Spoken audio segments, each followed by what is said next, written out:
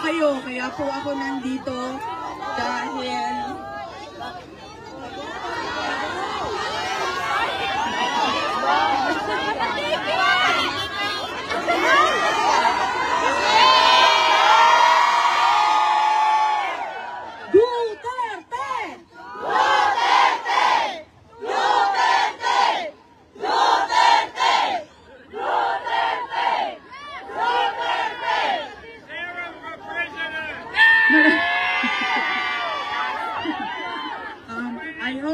I hope you can vote for me in the future.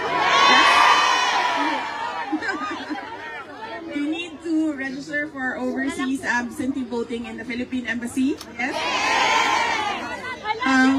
Mga kababayan, Assalamualaikum warahmatullahi wabarakatuh. Madayaw, umayong adlaw, kaninyong tanan. Magandang araw sa inyong lahat.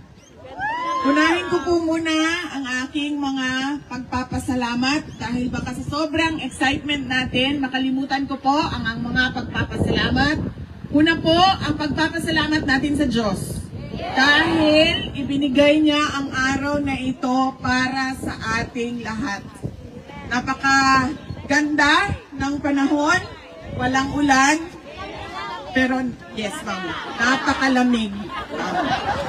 Opo. So sana humubarin yung jacket ko ma'am, pero sinabihan ako na mag-uniform daw ako habang nagsispeech. At alam nyo, marami kahapon sa buong mundo ang hindi na binigyan ng isa pang araw ng Diyos. Pero tayong lahat ay nagising ngayong umagang ito, bumangon at nagtipon-tipon dito sa Parliament Gardens para sa ating bayan. Maraming salamat sa Diyos. Pangalawang pagpapasalamat po ay ang pagpapasalamat ko sa mga organizers at volunteers ng ating programa ngayong hapon na ito. Nagpapasalamat po ako sa kanila dahil tinulungan nila kami na kumuha ng permit, makipag-coordinate sa Australian government at mabuo yung mga gamit na kailangan natin ngayong hapon na ito para sa ating pagtitipon.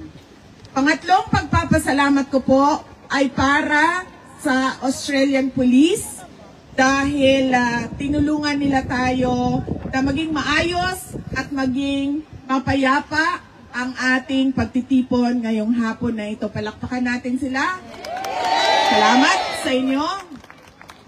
Ang pang-apat po ng pagpapasalamat ko ay sa aking mga kasamahan sa Office of the Vice President dahil sa kanila ang pagod, walang tulog, pawis at hirap para makipag-usap sa ating local Filipino community dito sa Australia para sa ating programa ngayong hapon na ito.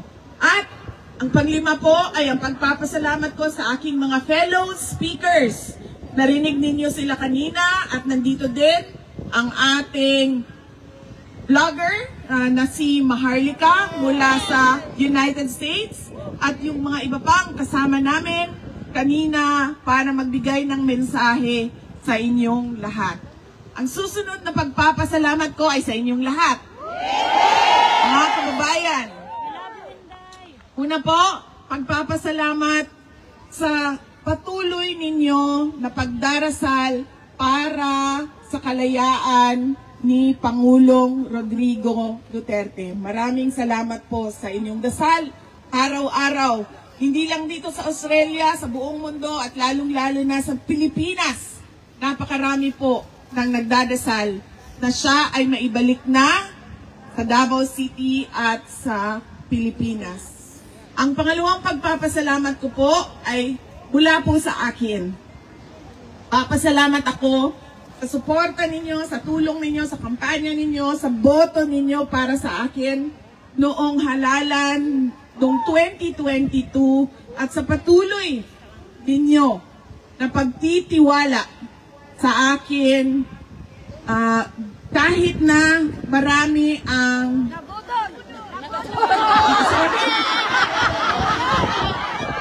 Sorry.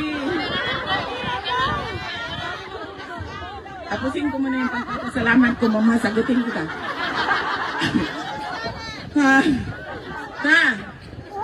Kahit sa mga atake at pagpapahirap sa tanggapan ng pangalawang Pangulo, ay nandyan pa rin kayong lahat para suportahan ang aming mga programa, ang aming mga proyekto, at ang aming opisina, kasama na ang aking mga kasamahan sa Office of the Vice President. Maraming salamat po sa inyong lahat.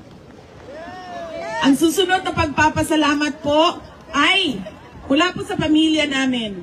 Napakalaki ng utang na loob namin sa inyong lahat, mga kababayan namin, sa pagkakataon na ibinigay ninyo sa amin na makapaglingkod sa ating bayan. Hindi lahat ay binibigyan ng pagkakataon na tulad ng binigay ninyo kay dating Pangulong Rodrigo Duterte o sa akin man. At yun ay utang namin sa inyong lahat. Maraming salamat po, mga kababayan. Ma'am. We love you, Sara! Duterte! Duterte! Duterte! Duterte! Duterte! Duterte! Ma'am, balikan kita sa budol, ma'am, ha? I-acknowledge lang po natin muna ang mga iba't ibang lugar, mga tiga iba't ibang lugar na pumunta dito sa Melbourne ngayong araw na ito para dumalo sa ating programa. Una ay yung mga tiga Melbourne. Yes! Pangalawa, yung mga tiga Sydney. Yes! Pangatlo, yung mga tiga Brisbane. Yes! Mga tiga Adelaide. Mga tiga Darwin. And mga tiga Perth. Okay, tulungan niyo ako kung meron. Canberra. Sorry, ma'am. Canberra. Hawaii. Sa Hawaii? Yes. From UK. Meron? Yes. Ay, sir. Dito muna tayo sa Australia at sa Ipanina. Yes. Meron pa akong hindi nabanggit sa Australia? Tasmania. Ang mga tagapagpangalaga ng Tasmanian Devil. Brisbane, nasabi ko na po. Queensland. New Zealand. Okay. Brisbane is in Queensland. New Zealand. Okay? Punta tayo sa Pilipinas.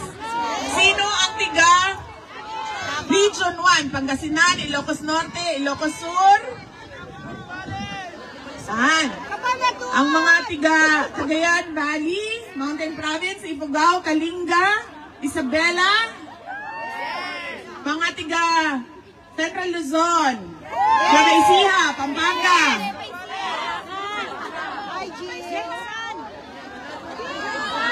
Sorry po, sorry. Ang mga tiga Southern Luzon. Ano ba Southern Luzon? Ay, sorry, ang mga tiga NCR, National Capital Region. Manila, Pasig, Quezon City. Yan, nasa gitna. Ang mga tiga Southern Luzon, Calabarzon, Cavite, Laguna, Batangas, Rizal, Quezon, Bicol. Yan. Well represented tayo, no? Diyan lahat. Diyan lahat ng languages, ang dialect. Western Visayas, Panay Island, Negros Island, Siquijor, walang representative ng Siquijor, kailangan natin sila. Alam niyo na kung bakit?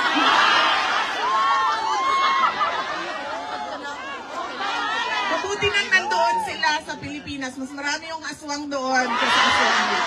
Nandoon yung mga aswang. Okay. Cebu! Bohol! Leyte! And Samar. Palawan?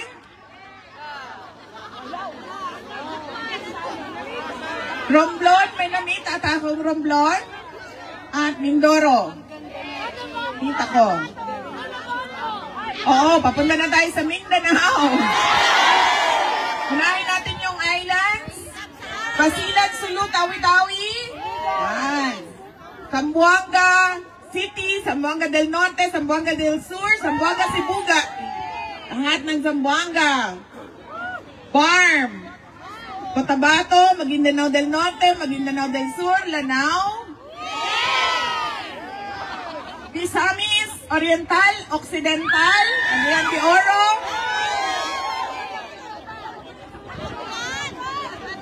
Bukidnon. Okay.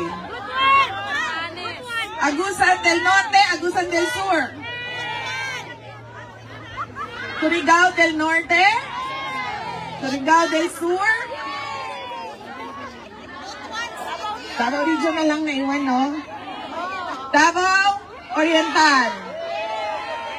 Davao del Norte. Davao City.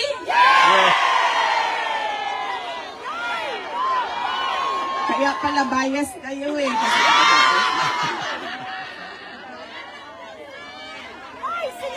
I love Davao.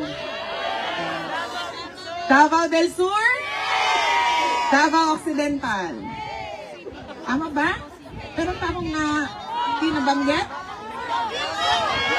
Davao del Sur, ma'am. Digos.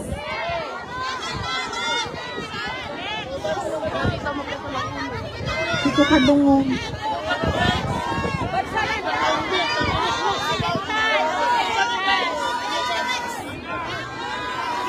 Tacloban?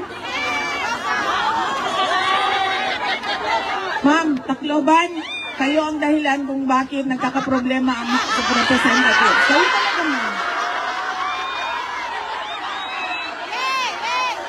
Dahil sa inyo, magulo ang House of Representatives.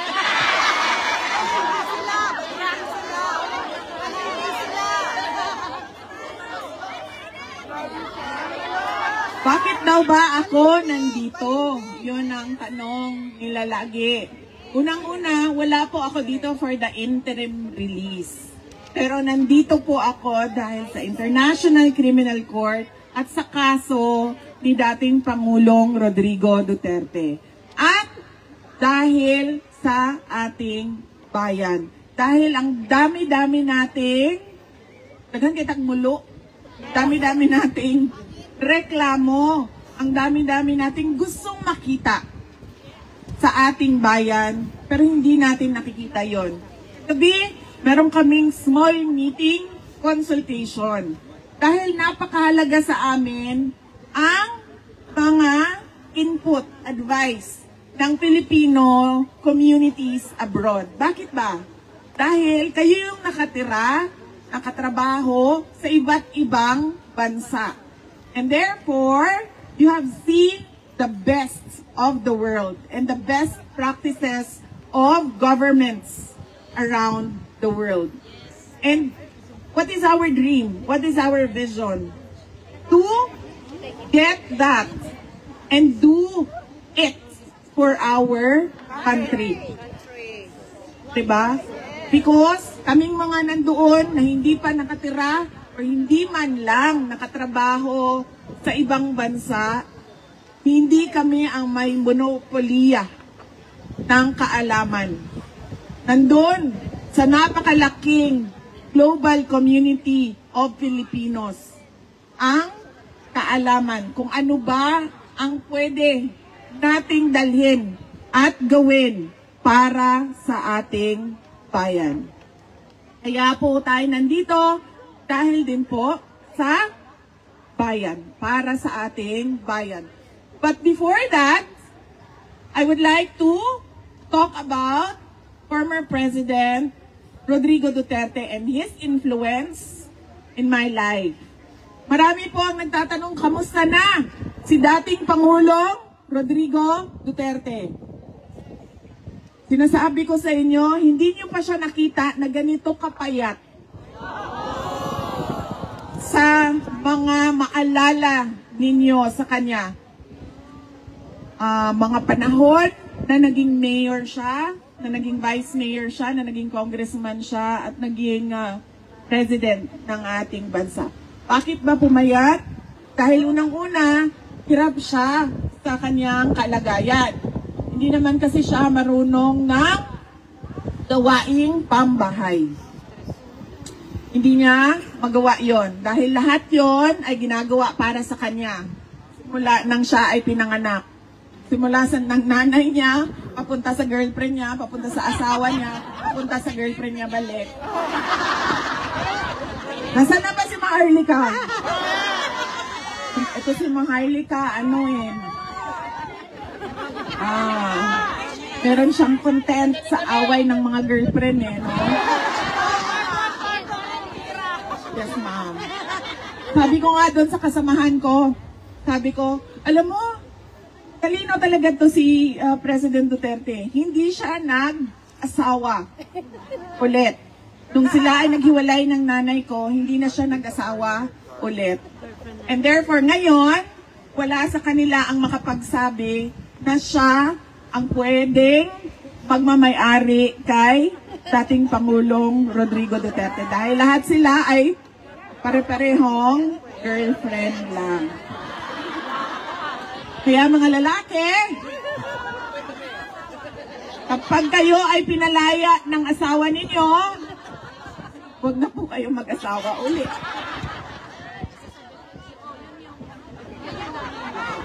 Diba? Asan ako? Oh, kamusta na siya? Ayun. Hirapan siya.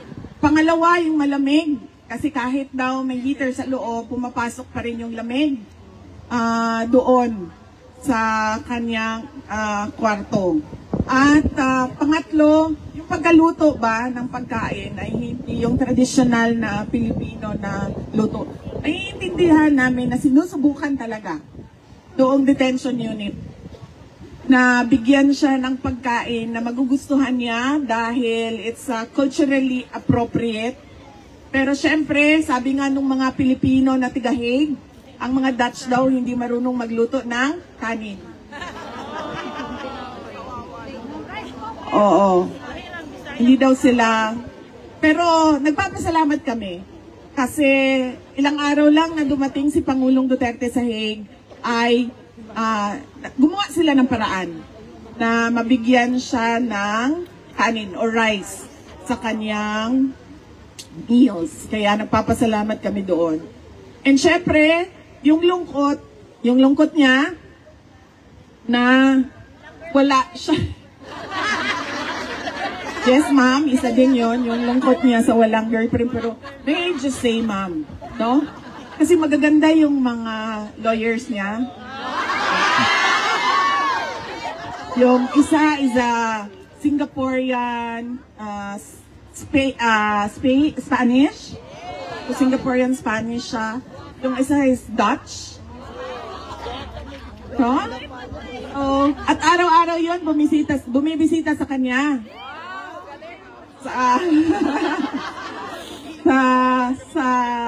Sa detention. So every morning meron siyang lawyers conference at masaya ako dahil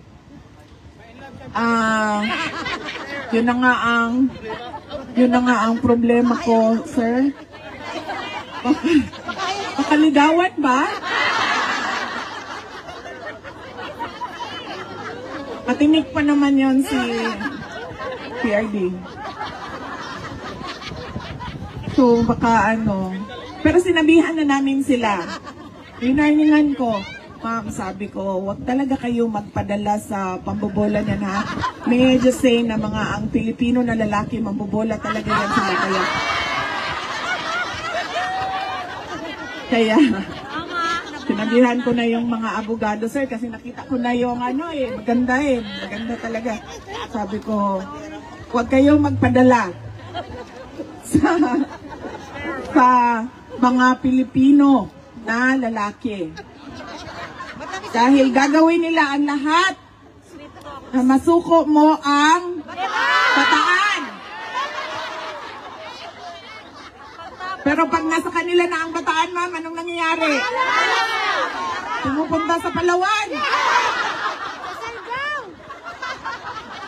Punta sa Siargao.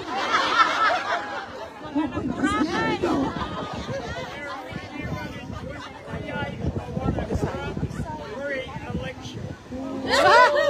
When you run in Yes. 28, you want to run for election. Yes.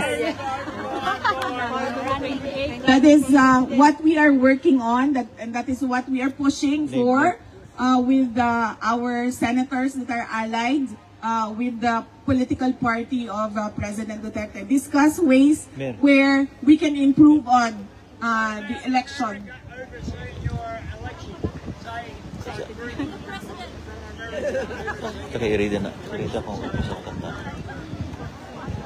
Yes, sir.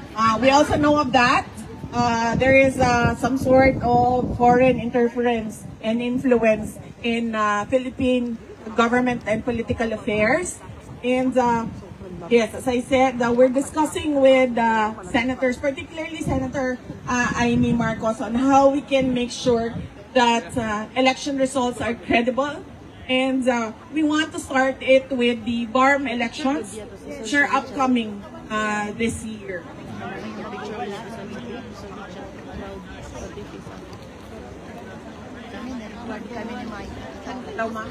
Daw ma'am, di ko kadungog ma'am. Yes, election. BARM po tayo. Puro tayo.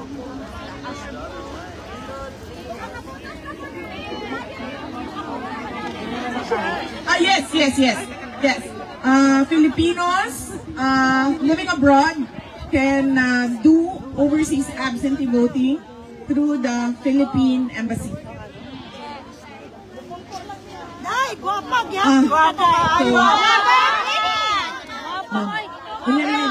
Guwapo, ma'am. Kapamilya sa kong sakwa, ma'am. Ako binhi para magkuan ba, magtrabaho. Ako na nang gapagwapa. But you know, may I just say, kagwapo ang skin ang bugnaw. Ang maganda ng kutis, ang malamig na klima. Na, alam mo ma'am, noong isang araw naglalakad ako, sobrang lamig niya, di ba? Gumaganda yung kutis mo kasi nagsasarado yung pores mo. Tapos naisip ko, sana ganito sa Pilipinas, no? Malamig sa mukha, malamig sa leeg, pero hindi malamig sa likod, hindi malamig sa lower back, hindi malamig sa tuhod. Diba ma'am? Dito lang yung lamig ba? Sa Pilipinas, dyan lang. Pag naglalakad ka, pero dito sa baba, kung saan masakit pag malamig, wala. Para maganda ang kutis lagi ng Pilipina. Hindi yung konting ano lang, konting init lang, meron na kaagad, breakout, meron na kaagad. Lagi ma'am. Pwede ang bugnaw diri lang, ana. Yung malamig dito lang. Dito, dyan malamig. Pero dito sa baba, wala nang lamig. Kasi ma'am, sa totoo lang ma'am, gusto ko na talaga mag-jacket. Pero dahil nagtatrabaho ako ma'am, kailangan ko mag-uniform. Asan? His influence in my life. Unang-una, education. You know, when we talk about tiger moms, Asian tiger moms, where they demand academic excellence from their children. In my family, it was a tiger dad, not a tiger mom. Nasabi ko sa inyo, sa sobrang bait talaga ng nanay ko, kahit gusto mo maging bulaklak, sasabihin niya sa'yo, go ahead, become a flower. Ganyan, yung nanay ko. Pero yung tatay ko talaga was really, I would say terrible in terms of driving the importance of education into my head. Really. Because ang sinasabi lang niya sa akin noon, hindi ka tao kapag hindi ka abogado o hindi ka doktor. Dalawa lang ang binigay niya na choices sa akin. Swerte na nga kayo, yung mga nanay nyo, sinabi lang sa inyo nurse eh. So 4 na taon lang yun. Sa akin talaga, ang demand sa akin, abogado o doktor. So 8 taon yun. Ganun siya sa akin nung ako ay lumalaki. So ako din, wala din, pakiramdam ko rin, nung ako ay lumalaki at nag-aaral, wala din talaga akong choice. Maging abogado o maging doktor o hindi ka makakauwi sa bahay ng mga magulang mo. And therefore, wala kang libreng kuryente at tubig. Ganon yung pakiramdam ko.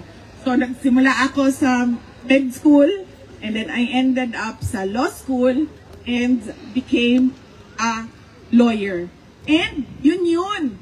Ang nakita ko na nagbago yung tatay ko sa paningin niya sa akin. The moment na nalaman niya na abogado na yung anak niya. Because apparently, sa mga more sa male lawyers, they find pride and honor kapag meron silang anak na abogado din, kahit isa man lang. And I think ganun din sa doctors. I do not know, but I think ganun din sa mga doktor. Kaya, wala nang ibang paulit-ulit na sinabi sa akin, tatay ko, kailangan mo maging doktor o kailangan mo maging abogado. So, it was a childhood with a tiger dad. Not an Asian tiger dad, not an Asian tiger mom. Ang pangalawa pong natutunan ko at paulit-ulit na sinabi sa akin ni Pangulong Duterte. Sabi niya, you make your own history in this world. So therefore, sa lahat ng desisyon mo, ay hindi ka pwede magturo ng ibang tao sa mga maling nagawa mo sa buhay mo.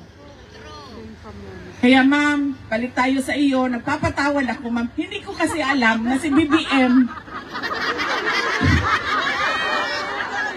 Hindi ko sinasabi ma'am ha, na kasalanan mo at binoto mo si BBM. Hindi ko alam ma'am, talaga totoo. Hindi ko rin alam talaga. Na, ang akala ko kasi, ang buong akala ko ma'am, dahil, syempre di ba, we had that dark past in our country. And the principal figure of that was Marcos Sr. So I was thinking that he would want a legacy that is better than what we had before. So,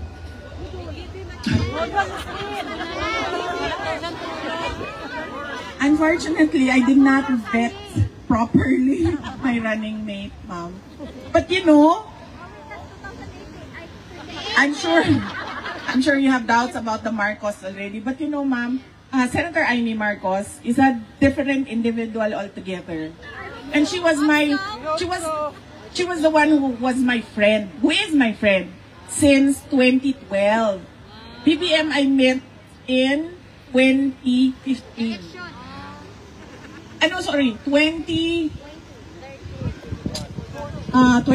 Before the 2020. Yes, ma'am, 2020. BBM I met in 2020 when they visited Davao City. So, yes.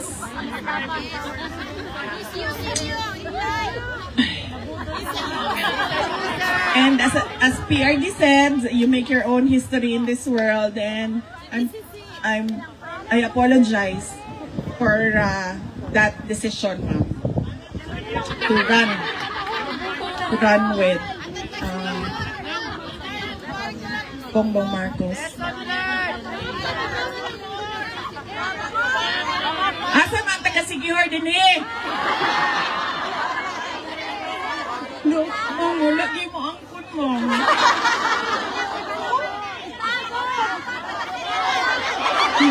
Ana! Nangkon na. Ma'am, budat-buduting.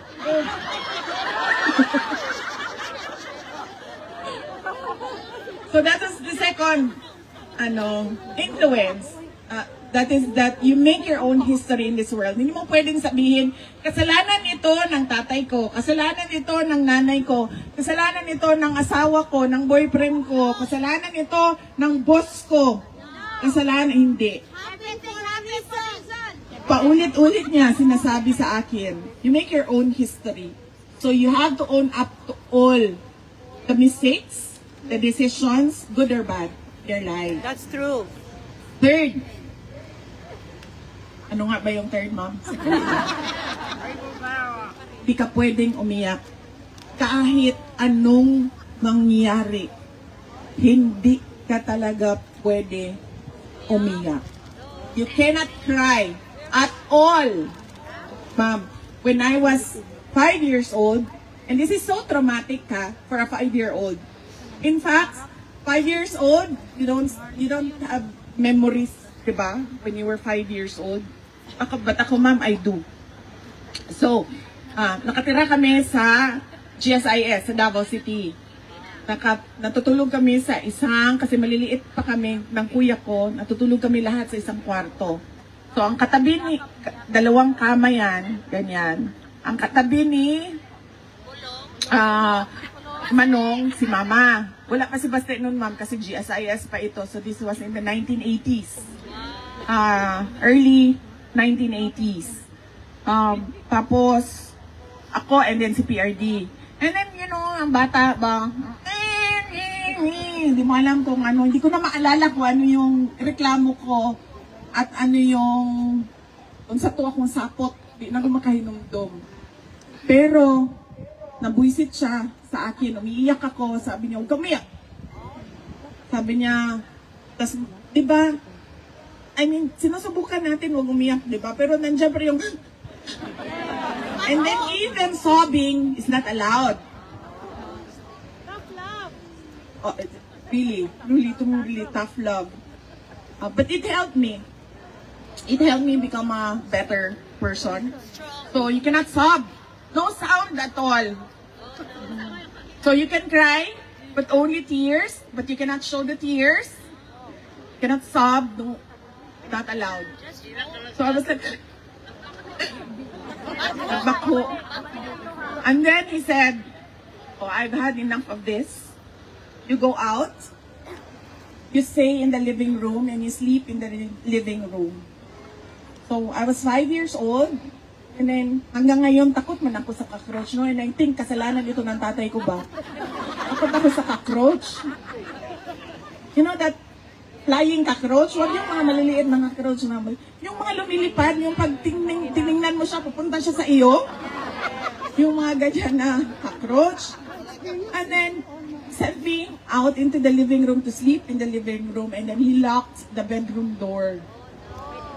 So they can sleep peacefully and then I can cry freely outside. Huh? Oh. And then when you're 5 years old, your imagination runs wild. It was dark. I cannot reach the light switch. So it was dark and the only light is from the outside ba, the street light.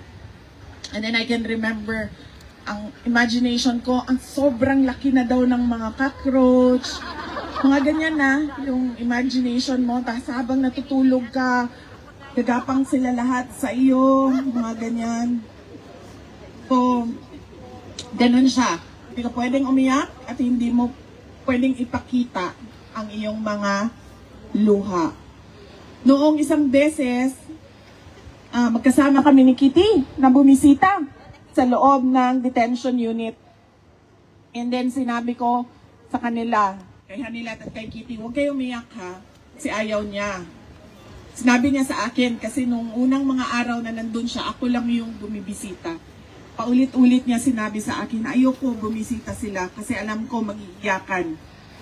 Sabi ko, ako nang bahala, sabihan ko sila. And then this Kitty, hindi niya napigilan isang beses, hindi niya napigilan talaga. She started, pero nandun siya sa likod ni PRD. And apparently, narinig ni PRD. Kasi sinabihan siya, you know what, your tears don't help. So sabi ko din sa kanya, told you not to cry. So So, ganon. Hindi ka pwedeng umiyak.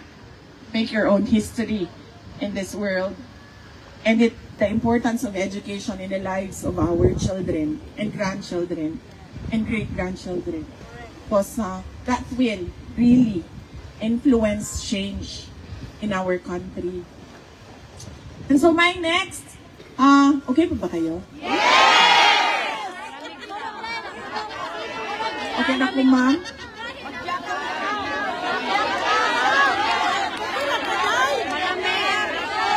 Okay na, ma'am? Okay na, ma'am, pero tulo na sipon, ma'am.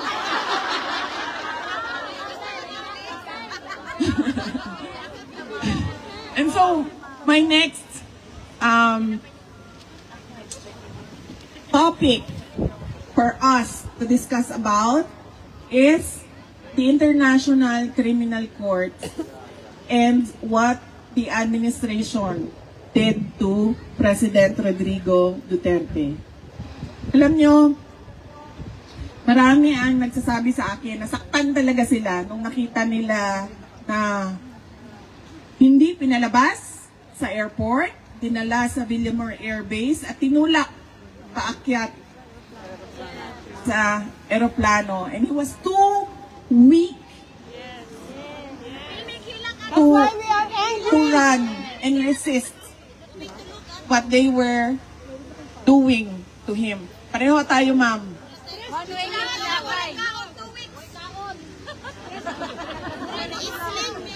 Noon, ma'am. Masakit talaga noong nakikita ko yung ganon. Not because, ma'am, anak ako, ma'am, ha? But because I am a lawyer. And I knew that what they were doing was wrong. Because they were supposed to bring him to a local court, to a Filipino court. And then they were supposed to present the diffusion notice. There was a diffusion notice from the ICC to the Interpol directly to the Philippine National Police. So, ang dapat nilang ginawa, Rodrigo Duterte, you have a diffusion notice. Let's go to court. And then they should have presented it to the local court. Pero ang ginawa, ano ba ang ginawa? Yes. Forceful taking of a citizen from his country. Kidnap, if you want to use yung mga naiintindihan ng tao na layman's terms. Pero it was called a rendition in international law. Hindi mo pwede, kasi napansin niyo, ma'am, lahat ng mga may death penalty sa ibang bansa, lahat ng mga nakukulong sa ibang bansa, may kaaso sa ibang bansa, at may desisyon na nire-request natin pawiin, ipardon. Yan. Because you're supposed, as a state, you're supposed to protect your citizens at all costs. Even to pay. Marami doon sa Middle East, di ba? Kailangan mo magbayad ng blood money. Even to pay blood money so that you can take back your citizen. You don't ever take a citizen from his country and submit him to a foreign jurisdiction. You don't do that at all. That is very basic for a government to follow. So yun ang, hindi dahil sa anak ako, ma'am, pero dahil sa abogado ako. E naiintindihan ko talaga na mali yung ginagawa. At ang masakit pa, the people who say that they are for liberty, democracy, and the rule of law were celebrating. They were celebrating the rendition of a former head of state. Alam nyo, sa ranking, sa hierarchy, doon sa atin sa Pilipinas, former heads of state, meron yan silang some sort of protection. And we did not see that in the case of President Duterte. And then we go to ICC. In terms of complementarity, ibig sabihin po ba sila ay isang justice system?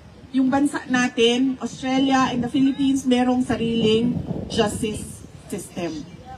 Nakita na natin, bago siya naging presidente, merong investigation, merong hinukay sa Davao City, merong public inquiry na nangyari. Nandun lahat ng mga Davaoenyo, pinatawag, umaten. Pero meron bang kahit isang kaso na na-file dahil sa sinasabi nilang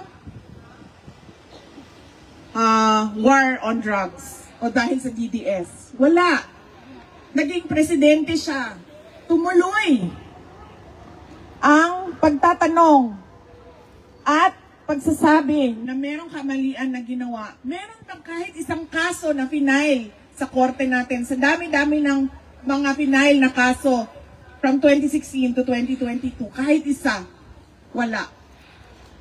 Kahit isa man lang, nasabihin natin na biktima ng EJK. Meron? Wala. Pero wala si President Duterte. Dahil meron lang nakita na pag-abuso ng mga pulis. Which was properly decided in Philippine courts. Natapos ang termino ni Pangulong Duterte. Wala na siyang power, wala na siyang authority, wala na lahat. Dahil bago na ang Pangulo. Meron ba kahit isang kaso na na-file sa Davao City o kahit saan man sa Pilipinas? Wala. Pero bukas ba ang ating mga korte na tumanggap? Oo. Libre ba sila na tumanggap without undue influence from former President Duterte na tumanggap ng kaso? Yes. Yes. Dahil bukas ang mga korte. So hindi dapat nakikialam ang ICC. Dahil we have fully functioning judicial courts from the lowest level up to the Supreme Court. Pangalawa, jurisdiction. Hindi na po tayo membro ng ICC. Umalis tayo being a member of ICC in 2017, I think. Hindi ko lang alam kung tama yung number ko, yung year ko.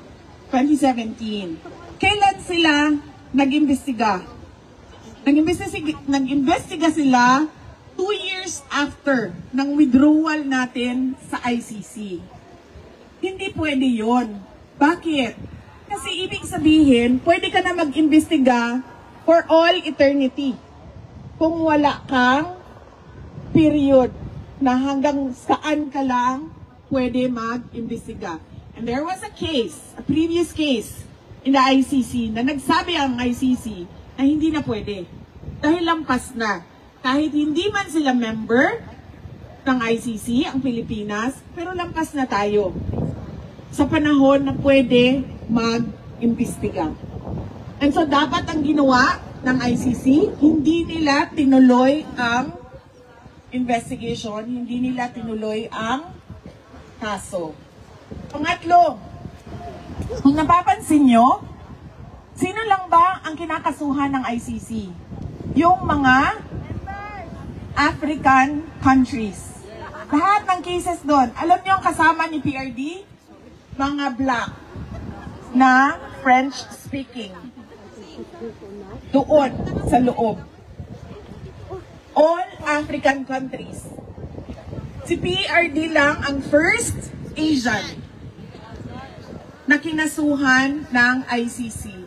And so, we ask, bakit walang Western cases? Diba? Dahil yes, ma'am, hindi nila kaya. Hindi nila kaya ang mga kahapon lang may binomba na bansa. Diba? Ilan ang patay doon? Ay, hindi na natin alam. But I'm sure may mga patay doon. And ano ba sinabi ng ICC? Wala. So bakit sila nakikialam sa isang presidente na ginawa lang niya ang trabaho niya para sa bayan? Pang-apat, ma'am,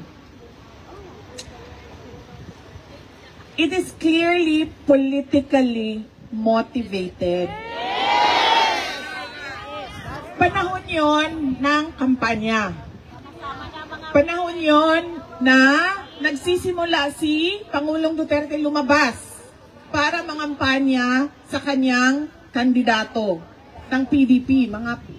Pumunta na siyang Hong Kong para sa kanyang mga senator candidates. Meron ng mga schedule at plano sa pangangampanya. At dahil meron tayong insecure na administration na ang gusto gawin ay magturo ng ibang tao sa kawalan at kamalian nila, ay hinila nila si Pangulong Duterte para hindi siya makakampanya para sa kanyang mga kandidato. Para matabunan ang fight ha. At para tanggalon si Inday Sara. Ambot bitaw, uy ngano. Ay ma'am, wala dito kasabot. Ngano si Inday Sara na lang man yun. Sana po. Tapos magkahuman, mangutanan na po mo sa beauty secret. Kuan ma'am, Nature Republic na sunblock. Nature Republic na sunblock. Tapos Anessa na powder sunblock. Double sunblock ni ma'am. Kaya abi man ko na ako, paatubangon ko ninyo dito, Daily Day. Daghang salamat ha, kamo di ay nag-atubang sa iya. Double sunblock, Nature Republic, Anessa na powder sunblock. And then, saan po gani niya akong blush on? Gani? Nature Republic, ako ang eyeshadow. MAC, ang ako ang lipstick. Nakalimot ko sa brand sa ako ang blush on. Ora na siya. Ako ang kilay, ma'am, kay Kuan. Bobby Brown.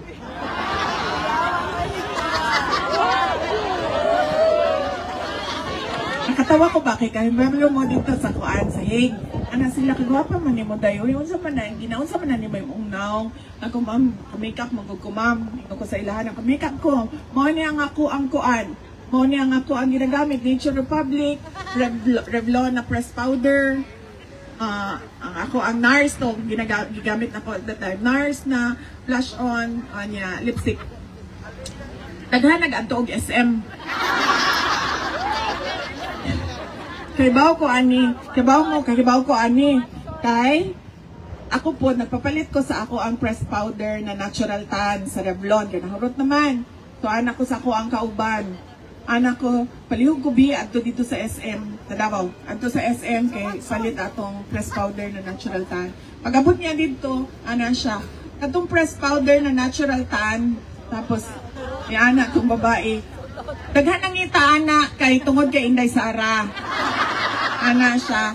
Wala na dinhi sa amoa.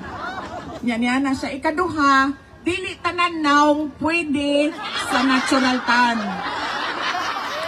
Ingana na yun mo. Ang sales personnel.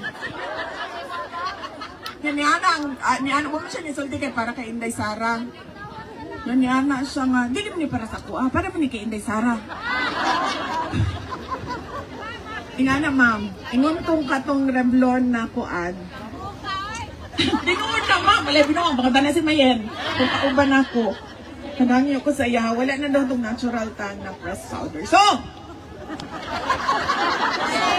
wala akong kasabot nga no, si Inday Sara na lang mangyod ang hinungdan sa tanan. Ang tawag ana sa iya, ma'am, political scapegoating. Kanang magsigikag tudlo, kaning tawhanan ni, para malimtan. Tama ka ma'am, para malimtan ang problema sa budget, para malimtan ang plangko sa budget para malimtan ang mga kinahanglan nila buhaton pero wa nila ginabuhat kanang mga ingon anak. And so si Kateki ma'am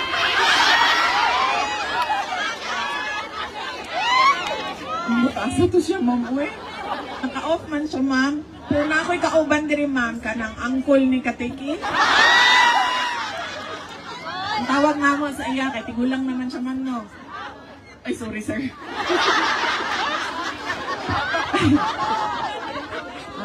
Katingko ang tawag naman sa katingko. Kay kinahanglan naman siya o kuan katingko para sa mga sakit-sakit. Bawas ma'am. Siya ma'am. Kanang murag si Tom Cruise pero dili.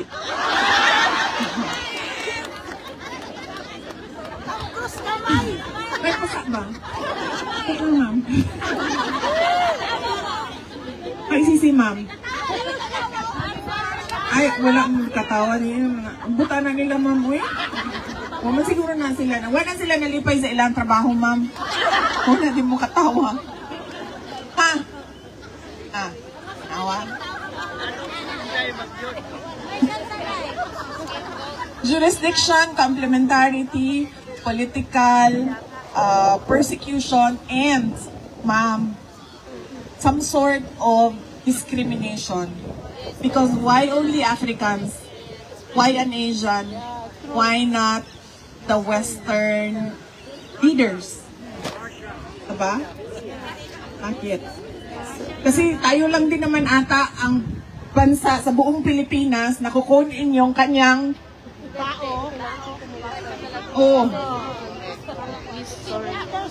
ang tanga.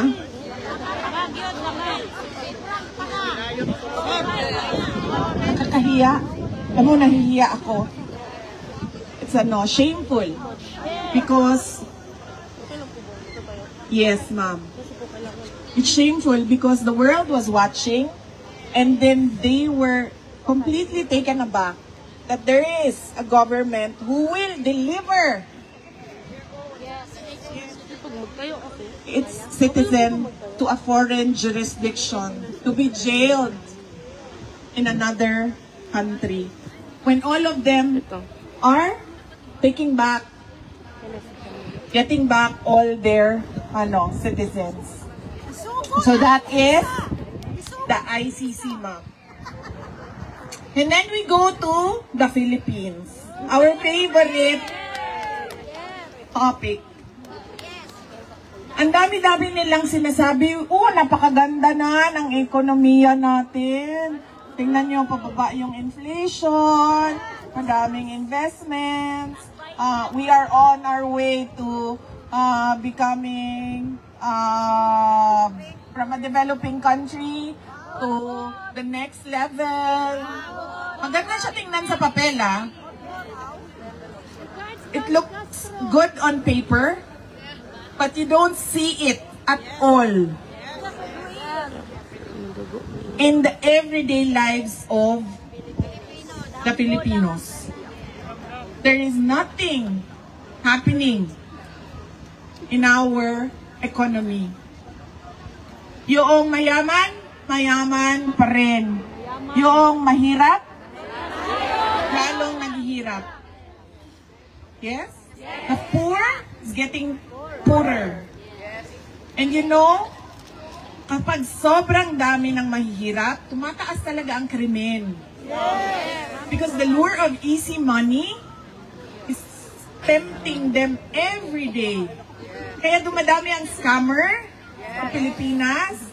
Mag-ingat kayo, mga kababayan namin earning in dollars, because target kayo ng scammers. Investment scam, tech scam, lahat na ng even fellow Filipinos scamming their kababayan. Drugs, petty crimes, lahat yan. Informal settlers.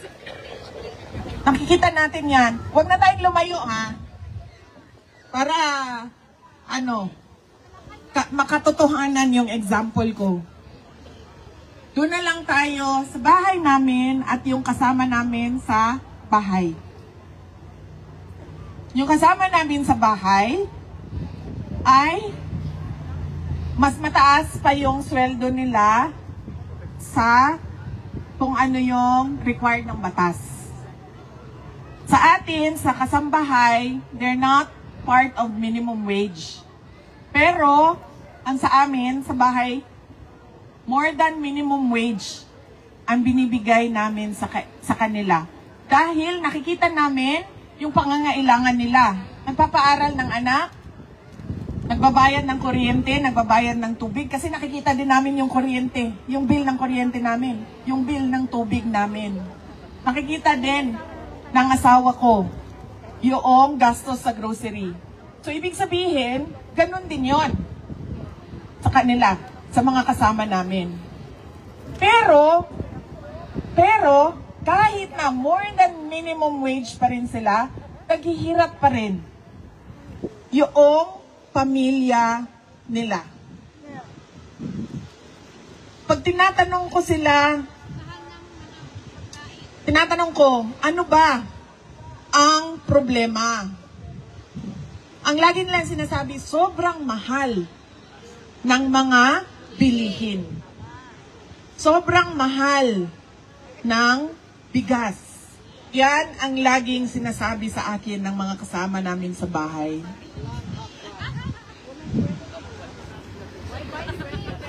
In fact, yung mga kasama namin sa bahay, pag sinasabi ko, kasi dalawa doon, graduate na ng college, ma'am.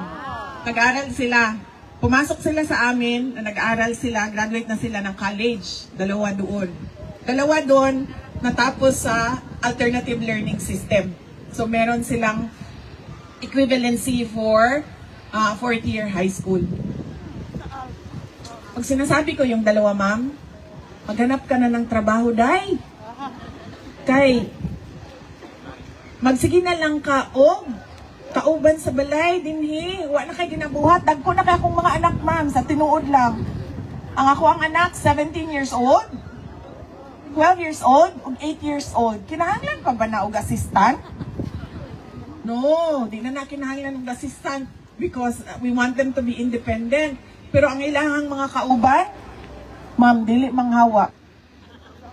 Anak ko, pag-apply na sa barko, sa cruise ship, pag-apply na sa hotel, because they're both graduates of HRM. And what do they say? Dili rami kay mas dako pa amo ang sweldo din kay kontra sa magtrabaho mi din sa Mandaya Hotel.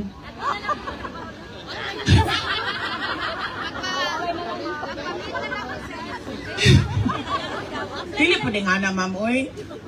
To the point na ang isa ningon siya, pwede ko nimo i-adapt na lang, mahimo na lang kung Duterte. So, wala na siya ginabuhat yun, ma'am, sa tinuod lang. Kanang makita ninyo sa social media, si Inday Mina, wa na na'y ginabuhat, ma'am. Kaya dagko na akong mga anak, pero di yun siya manita og trabaho, kaysa mo to siya maglisod. Kung manarbaho siya. Kahit panghal daw kaayo ang panaliton. O niya, kinahanglan niya suportahan iyahang mama, iyahang papa, o iyahang mga igsuon, iyahang mga manghod. So really, good on paper, but nothing at all on the ground. Utang ng Pilipinas. Magkano na po ang utang ng Pilipinas?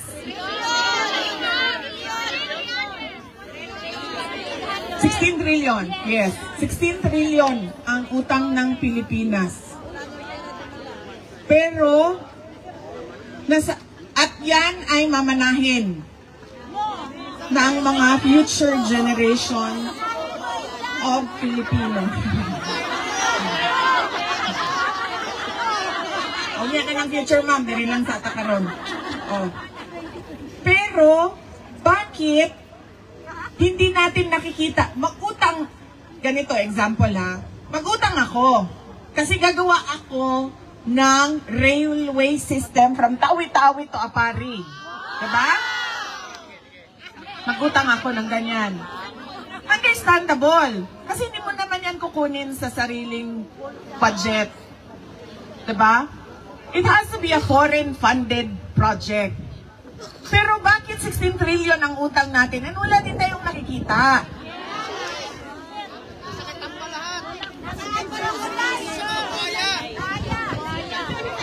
Nasaan ang inutang? Kasi dapat pag nag-utang ka, may nakikita ka. Alam nyo, noong papunta kami dito, nagsakay ako ng Philippine Airlines. Tapos, sa Philippine Airlines, nag-advertise doon sa kanilang screen ang New Star Hotel. Tapos, doon sa ad nila, merong mga tourist spots ng Pilipinas. So, iba-ibang tourist spot. Pero sobrang nairita ako, hindi sa New Star Hotel, pero sa isang portion ng ad.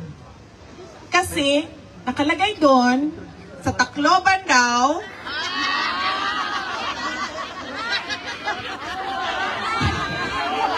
anong tourist spot niyo doon? San Juanico! Diba? Ano ba? San Juanico Bridge. San Juanico Bridge. Tourist spot daw ang San Juanico Bridge. Alam niyo ba gaano kahaba ang San Juanico Bridge?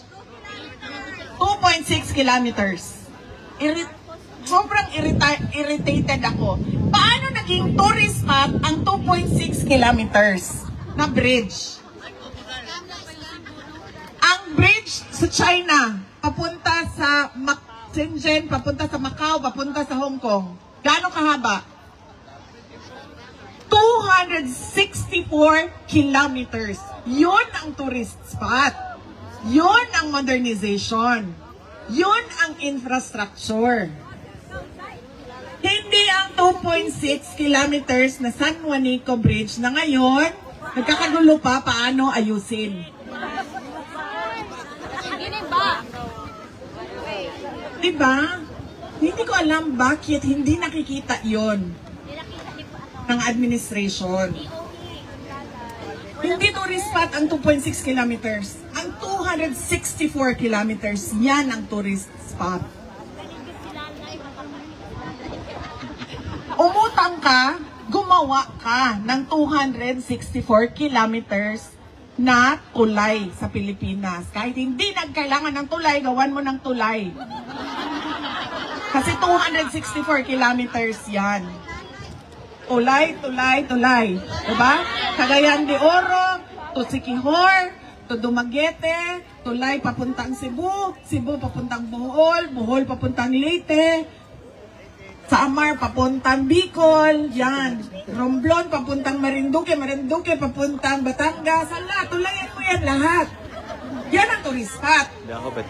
Philippines, the country of bridges. Yan ang tourist spot. Huwag niyo akong bigyan ng ad ng Pilipinas at sasabihin ninyo sa akin, tourist spot ang 2.6 kilometers. We're living in the 1970s. Diba? Ekonomiya, maganda sa papel. Utang, na wala tayong nakikita kung saan napupunta.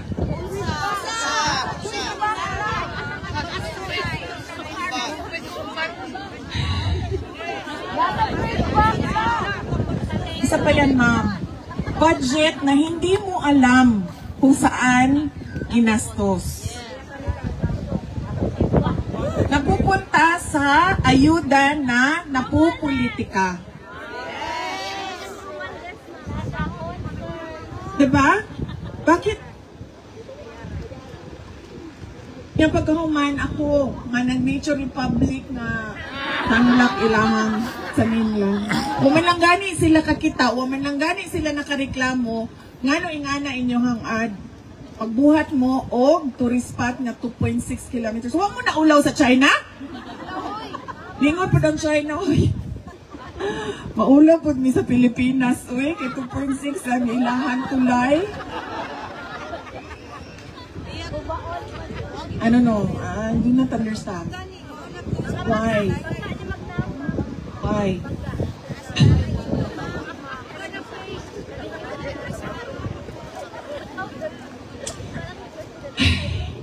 Foreign policy.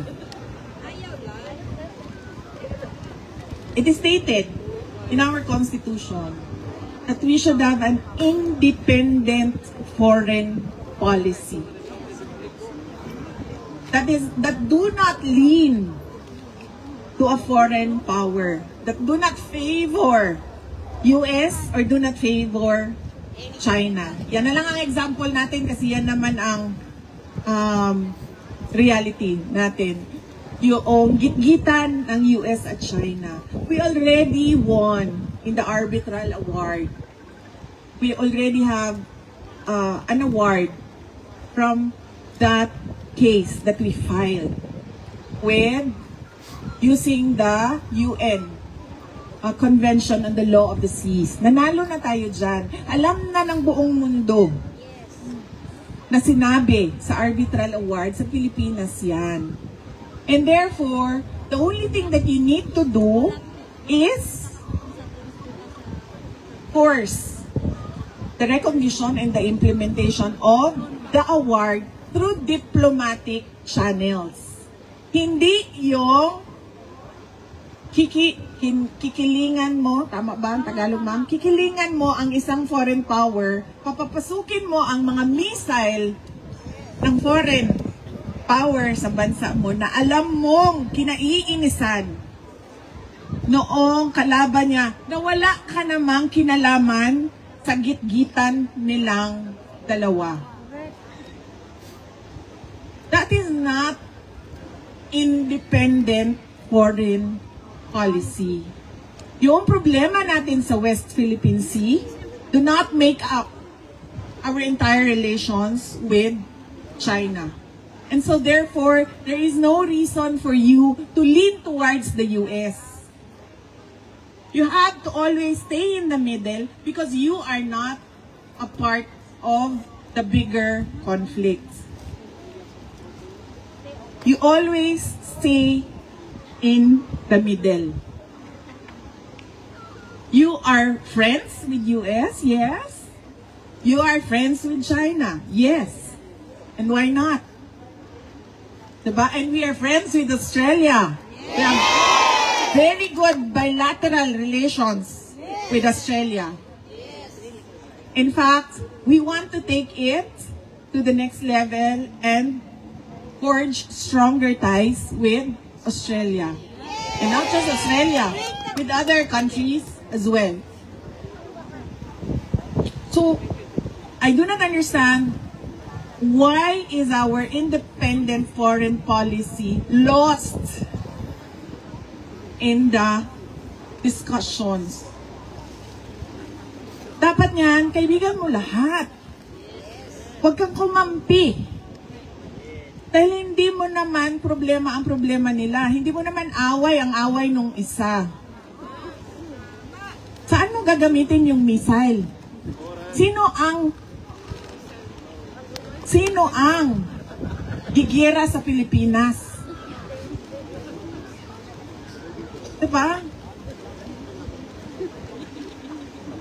Dapat yan, balanse lagi yung foreign policy.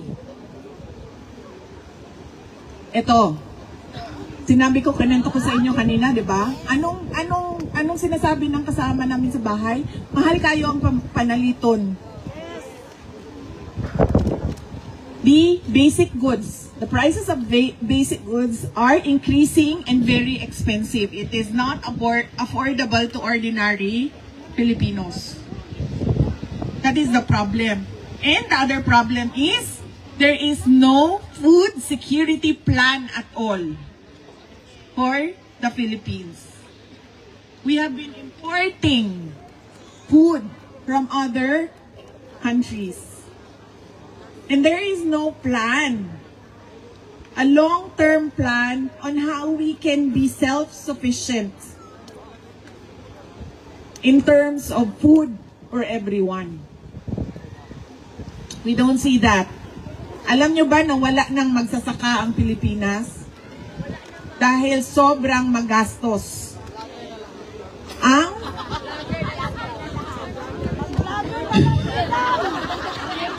Grabe ka, ma'am. Mga vlogger na lang daw ang nasa Pilipinas. Ano daw magsasaka? Uy, ma'am. Sandali meron ako nakita na content. Magsasaka siya pero pinapakita niya kung ano yung buhay magsasaka. Ay nakita nyo? Sobrang kawawa. Nakalimutan ko lang ang kanyang nakalimutan ko yung niya. Nagluluto siya para sa mga anak niya bago siya masaka sa uma. Ganyan. We don't take care of our farmers. We don't have a food security plan. And it's already the midterm of this administration.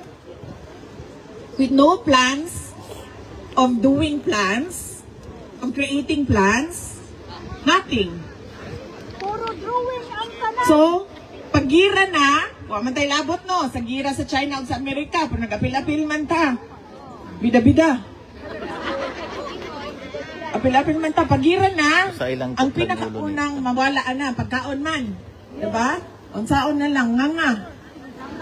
Pas mo. Diba?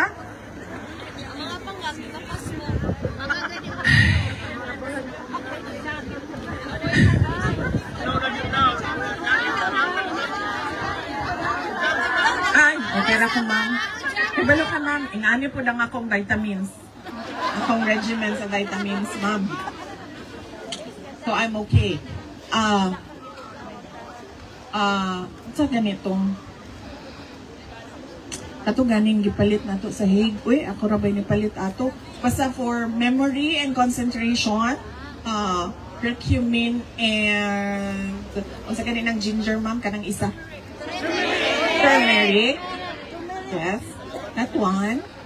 And then the other one is calcium, magnesium with vitamin K and vitamin D. 2 tablets a day. Ang turmeric, 1 tablet a day.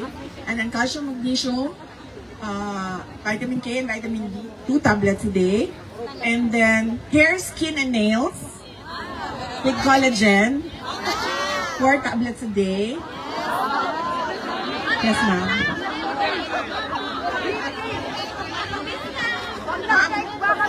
Wala ko fish oil, ma'am. Should I? Take fish oil? Wala ko fish oil. EPA and DHA, no? Wala ko ano. Mahal mo gudang umakor, ma'am. Uy? Mahal lang umakor, pero sa hair, skin, and nails, okay na, no? 3 tablets, 4 tablets a day. Wala ko fish oil. And then, so ka na. And then ako maintenance, ma'am. Gusto ko makay kumukaon, I'm sure napansin na ninyo sa akong lawas. So kay kumukaon. So, uncontrolled lang ako ang triglycerides. So, na ako'y 1 tablet, combined na siya. Rosuvastatin and fenofibrates. Combined. Rosufen. High blood, ma'am. Wala ko, ma'am. Kaya ka nang nag-practice yung ko o kuan, ma'am. Inner peace.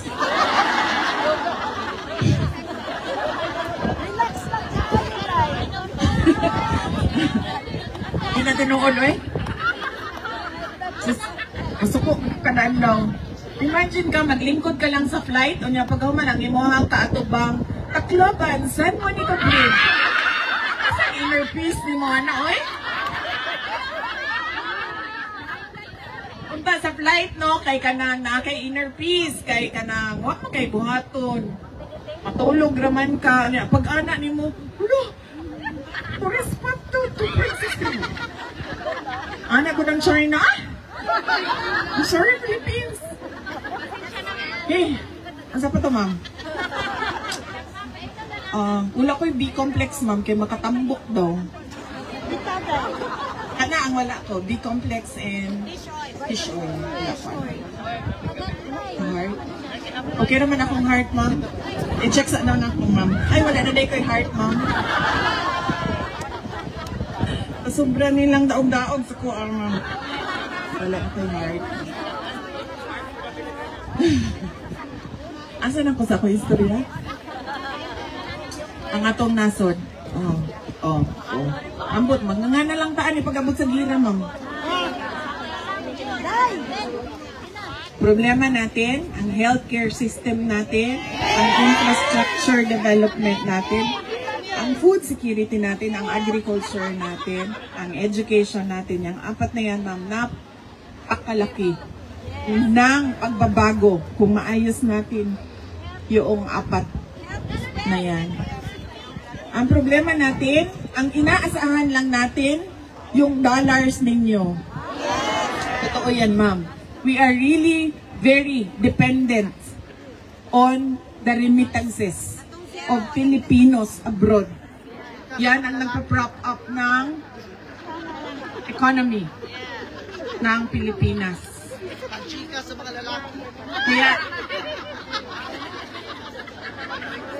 nagpapasalamat kami sa tulong ninyo, sa mga kamag-anak ninyo, sa pamilya ninyo, at sa investments ninyo sa Pilipinas.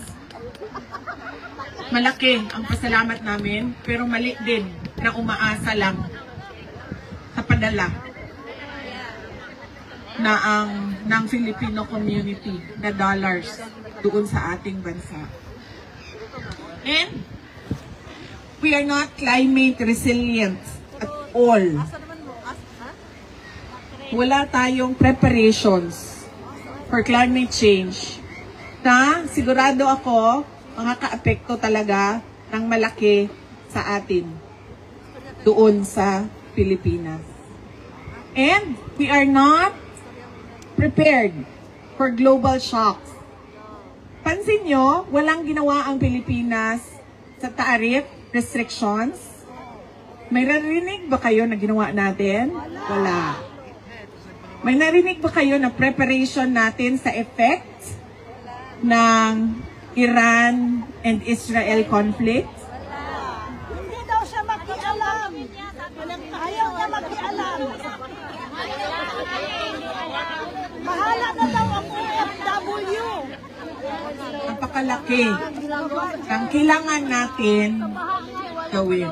Ayun ninyo gitudlo si Inday Sara, ha? Kisa ganito ganina si gitudlo, ha? Imuha ng mamana.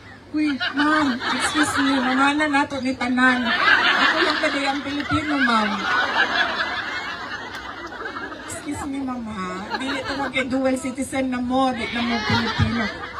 The problems of the Philippines are still your problems. And we need to come together to see a better Philippines. So, nanata sa future. Okay. Kunya na ma'am. Kunya na ng 2028. Ano pa? Kunya na ng picture. Matindog ko din yung doon yung gabi. Mag-picture lang mo tanan. Sa mo ba? Kaya nagtrabaho pa ko ba? Unsa man nato ang buhaton sa ICC? Unsa may hangyo na mo? Unsa may mabuhat ninyo? Yes? Paunsa nato siya mapauli?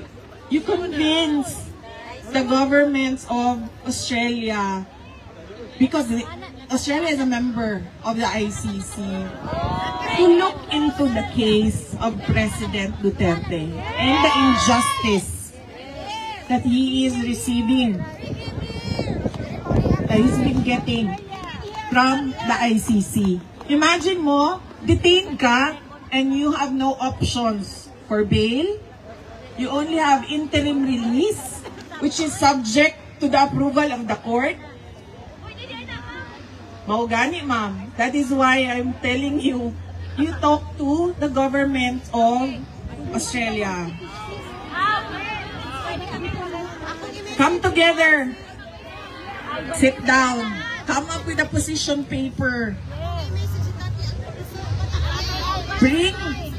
Bring his case to the local Australian media. bring his case to the global community through your social media accounts. That is what we need to do for the foreign governments. Maliit lang tayo na bansa, pero sabi nga nung kausap ko kagabi, pag ang mga Pilipino sa buong mundo hindi magtrabaho ng isang araw, mapalong ang tibuok kalibutan. Diba? Maliit tayo na bansa. Thank you, sir. Pero, gamay pero makapuling. Gamay pero yayay. And then what can we do for our country? Madami pa tayong, huwag tayo tumingin na, sa 2028 na lang, sa 2028 lang, tapos nag-give up na ko ngayon. Nag-give up na ako. Hindi pwede. Diba? Kailangan natin sabihin, saan ba ginagamit ang budget? Kasi gusto namin makita. O doon ba sa kalsada? Bakit lubak-lubak? Pangit ng pagkasemento ng kalsada. There must be something wrong. Sementado ang kalsada pero makuhaan ang buntis. Dapat nga nga semento nga. Isemento na, gi-asfalto na, pero bako-bako gihapon. Diba? Highway. O agi ang kanang nagsakay nga buntis. Dire. Buntis pa siya. Pagkahuman niya sa lubak-lubak na highway, nanganak na siya. Diba?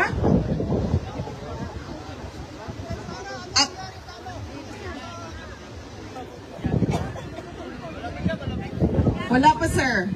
Padayon gihapon ang discussions sa kaso questioning the blanks in the budget, pero sige gihapon gamit sa kwarta. Wala mo tayo problema sa paggamit sa budget, basta makita lang nato asa gigamit ang budget. Pili nang nahurot na lang sa ayuda o na magic na kung asa. Yes! Nagbenta ng gold. Lahat ng bansa nag-imbak ng gold. Tago ng gold. Awas-awas na ang ilahang gold reserves. Ang Pilipinas, nagbaligya og gold. Katingala po na sila ang nagtanaw sa tuwa ba, ang Australia. Ano sa mali sila? Namaligya man. Namaligya ang pulbo. Diba? We are not prepared for climate change. We are not prepared for war. We are not prepared for global shocks. Because there is no plan at all. There is no vision at all. I've been a member of the cabinet. And there was no direction at all. So we need to come together and push for the administration to give what is rightfully for the country. Ano yun? Food security, infrastructure development, healthcare.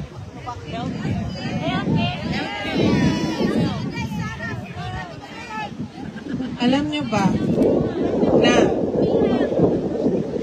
ang PhilHealth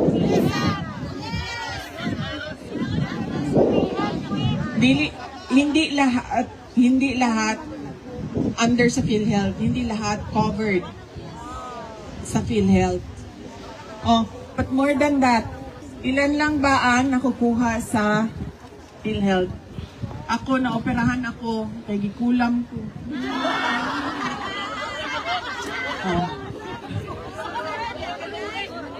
Parang?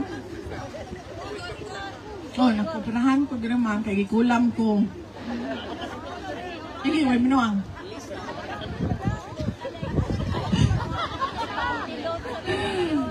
Diba lang kalimot lang ko sa kang numbers ba? But I think, kuan to siya, wala siya kaabot og 1 million eh. Mga 900 plus thousand siya. Ang ako ang kuan operation. Gado na sila gibutang na titanium. Sa ako ang liog. Eh, kita mo anang kanang mangkukulam nga tusok-tusokon ang dal. Ang katong mangkukulam diri sa liog niya si ana-ana oh. Tado ako ang liog. So, no, dito ko sa PhilHealth. So, maningay kong PhilHealth, kaya diba, kada bulan magsigig-deduct kong PhilHealth. Yes, automatic na. Di na daw ko pwede kaya na-hospital man ko before ko na-operahan. So, nag-claim ko og PhilHealth dito. Unya, pag katong ako anang operation yun na tinuod, pila to? 18,000 siguro to. 18,000. Ana lang ang deduction sa PhilHealth. And nag-contribute ko since 2007. Atong nagsugod ko og trabaho. So almost 20 years na ko sa PhilHealth na sige og contribute. I can forgo 18,000 sa PhilHealth. Pero the people who do not have the means to pay for their hospital bill cannot forgo 18,000. Balo mo sa amo ang opisina. People come with 1.5 million, 3 million na bill.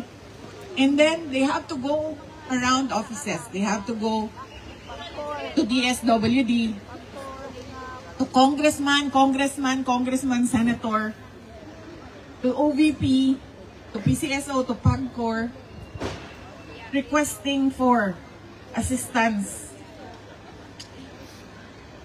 Na pobre na ang pamilya, napuno na sa utang. Because there is no proper healthcare system.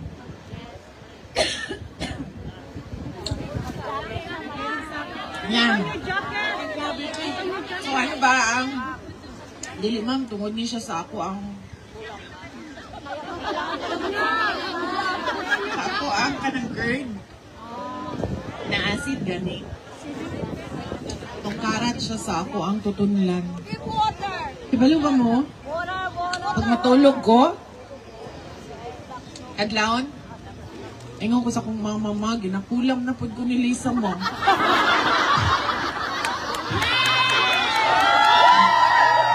Maghigda ko. Kalit lang kay kana ganing acid. So, balik tanan, niya. Sa nanili mo ko, ano siya sa imong chest? Dire? Oh, heartburn ba tawag? Ano, ingon nila GERD daw? Acid reflux? Tapos, saan ako sa ako ang kauban? Kabalo mo, ang problema, ginang ko, no? Kaya nga ako ang acid reflux. So, saka hinungdan, no? Ana, itong ako ang kauban, kusog, maguga mo kaon. Pag kusog ka mo kaon, mag-overwork ang emuhang tiyan to digest. So, daghan ang acid. So, dapat daw, dili ka mukaon ng daghan bago ka matulog. Muna yahan ingon. Pero ang nadunggan lang na ako, ma'am, kusog daw ko mukaon. Yes, we have to come together to serve our country, to work for our country, to make plans for our country, and to make sure that we have a country to give, to live with our children. And we all know what we want to see in our country. And we must make sure that the government does the work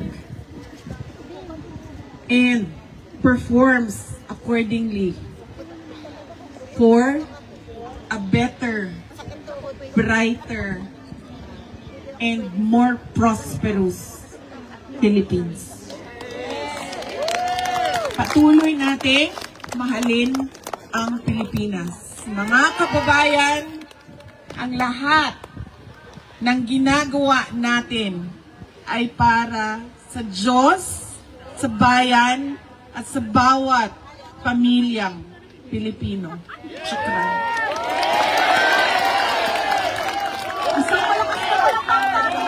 si Presidente